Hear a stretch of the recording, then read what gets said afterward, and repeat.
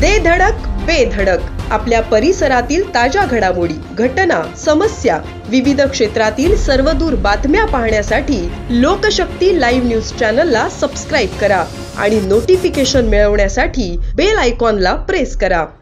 सध्या कौटुंबिक वाद, कर्जबाजारी, अनैतिक संबंध, प्रेम संबंध, नैराश्यातून अनेक जण आपले जीवन संपवत असल्याच्या घटना घडत आहेत। यामध्ये अनेक कुटुंब अडकलेली आहेत। अशातच रोहा तालुक्यातील कुंडलिका नदीच्या पुलावरून एका इसमाने नदीत उडी मारल्याची घटना घडली। ही वार्ता रोहा तालुक्यात पसरताच एकच खळबळ माजली। दिनांक 31 जुलै रोजी रोहा शहरात असलेल्या कुंडलिका नदीत सकाळी 9:30 वाजण्याच्या दरम्यान ही घटना घडली होती। यानंतर रोहा पोलीस स्टेशन व सह्याद्री वन्यजीव रक्षणार्थ सामाजिक संस्था यांच्याकडून शोध मोहीम घेण्यात आली। अखेर 3 दिवसांनी दिनांक 2 ऑगस्ट रोजी चनेरा नावे खाडीत मृतदेह सापडला।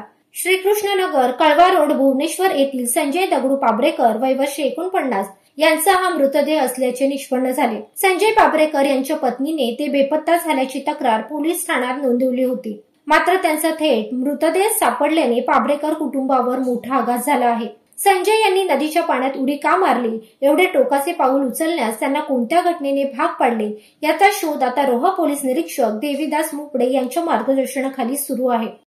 लोकशक्ती लाईव्ह साठी अक्षय जाधव, रोहा। अशाच सच्चाई दर्शवणाऱ्या बातम्या पाहण्यासाठी लोकशक्ती लाईव्ह न्यूज चॅनलला लाईक करा, शेअर करा आणि सबस्क्राईब करा।